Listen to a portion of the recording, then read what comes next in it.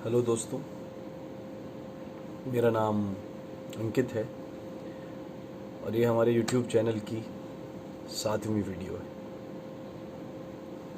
सबसे पहले जो वीडियोस बनाई हैं उन पे आपसे बहुत सारे लोगों के कमेंट्स भी आए, बहुत सारे लोगों के सुझाव भी आए, तो वो सारी चीज़ें पहुंच गई।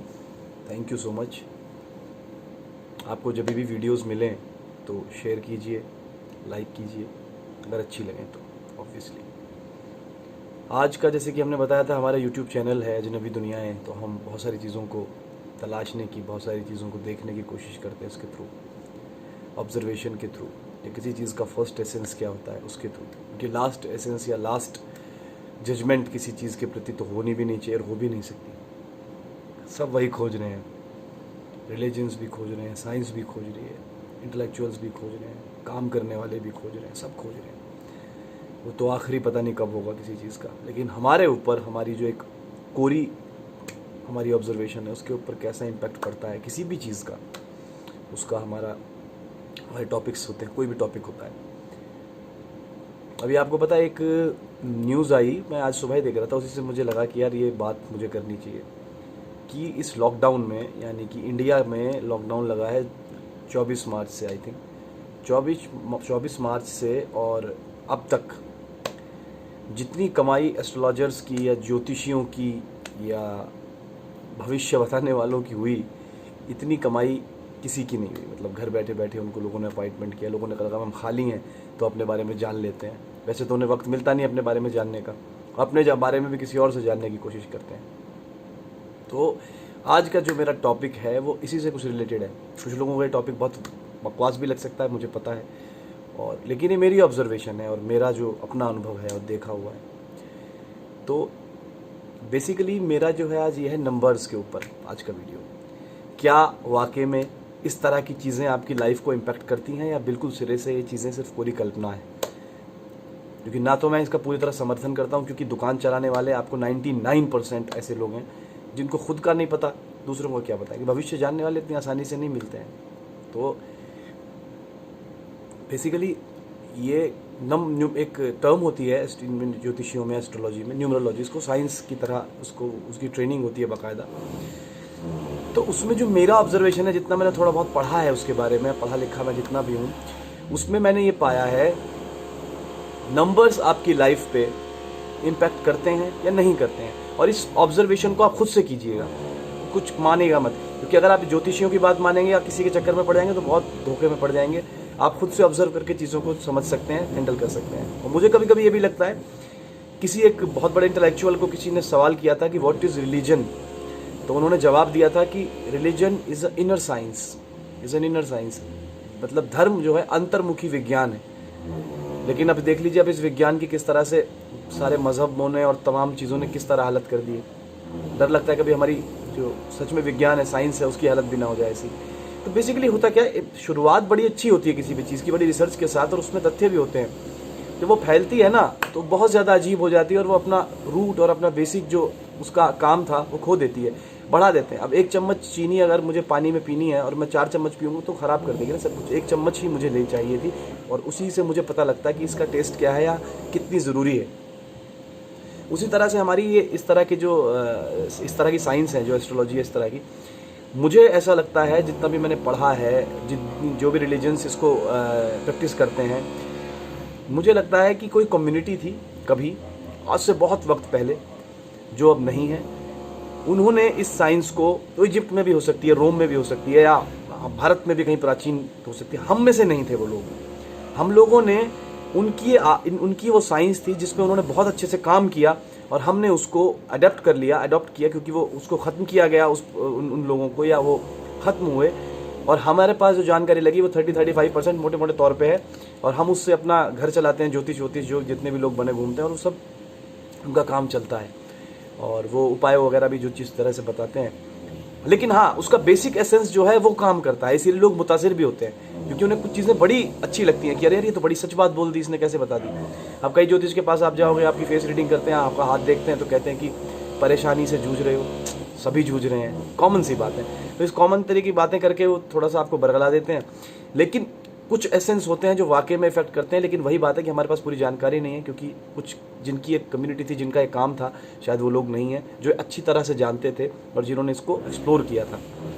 अब मैं आपको बताऊंगा 1 to 9 नंबर्स जो मेरी नज़र में ऑब्जर्वेशन हुई है खुद से, वो किस तरह से है। जैसे हिंदुइज्म में या और कई जगह पे बात करते हैं 1 नंबर, 1 नंबर, यानी कि 1 नंबर का मतलब है आपका, अगर आपका बर्थडे अकॉर्डिंग टू देम, अगर आपका बर्थडे किसी भी तारीख की 1 तारीख, 10 तारीख, 19 तारीख या 28 तारीख, जिसका भी टोटल 1 आता है तब होता है, तो 1 ये जो है करेक्ट करते हैं सूर्य के साथ, सूरज, सन के साथ, कि सन का नंबर 1 है।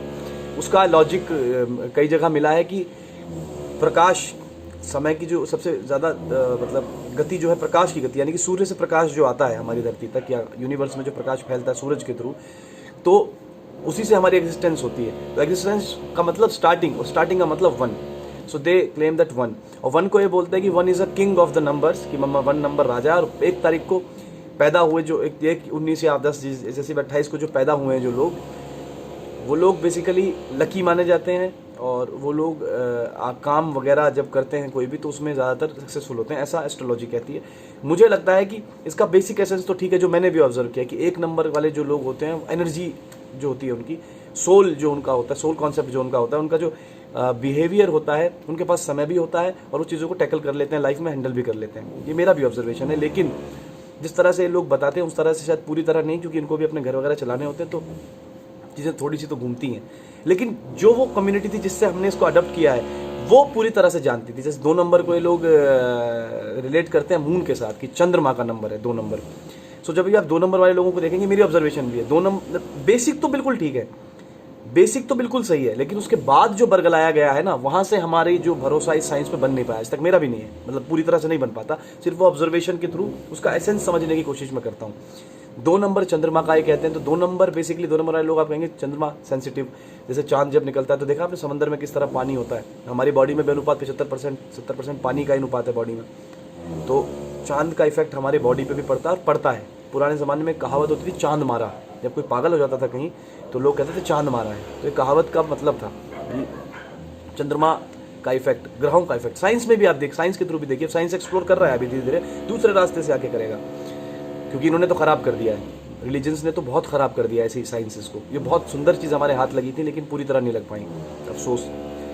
2 नंबर के लोग चंद्रमा सेंसिटिव होते हैं, मैंने भी देखा है, सेंसिटिव होते हैं, और एक लचीलापन, एक आर्टिस्टिक क्वालिटी होती है 2 नंबर वाले लोगों में, और चंद्रमा की तरह से इफेक्ट रिफ्लेक्ट वो करते हैं, मून की तरह से। चंद्रमा कहेंगे तो ज़्यादा ज्योतिष लगेगा आप थोड़ा सा। 3 नंबर जैसे होता है, आप 3 नंबर जुपिटर का कहते हैं, बृहस्पति कहते हैं कि देवताओं के गुरु थे। इन्होंने इस तरह की परसेप्शंस भी निकाली हैं। उन्होंने किस तरह से उन नंबर्स को और उन प्लैनेट्स को सिंक्रोनाइज किया था, जो हमसे, जिनकी वाकई में ये साइंस जिनके पास रही होगी, वो हम नहीं जानते। हमने अपने सहूलत से, अपने ग्रंथों के हिसाब से इसको मर्ज कर लिया है। 3 नंबर वाले लोग अगेन बृहस्पति मतलब टीचर, ज्ञानी होते हैं, विजडम की तलाश होती है, और ज्ञान बहुत होता है ऐसे लोगों में, पढ़ाई लिखाई की तरफ बहुत मुतासिर होता है, मैंने देखा। 4 नंबर कहते हैं राहु का, एस्ट्रोलॉजी में राहु का ये कहते हैं कि सर है, धड़ नहीं है, राहु है और छाया ग्रह है। तो 4 नंबर वाले लोग आप ज़्यादातर देखेंगे, ऑब्जर्व करना खुद से अगर आपको लगे तो, 4 नंबर वाले लोग इल्यूजन में बहुत ज़्यादा रहते हैं, बेचैन बहुत ज़्यादा रहते हैं, और 4 नंबर वाले लोग बहुत जल्दबाजी में फैसले करने वाले लोग होते हैं, और बहुत ज़्यादा सक्सेसफुल नहीं देखे गए 4 नंबर वाले लोग, ऐसे नहीं, बहुत सारे हैं भी, लेकिन लाइफ में बेचैन आपको ज़्यादा 4 नंबर वाले लोग मिलेंगे।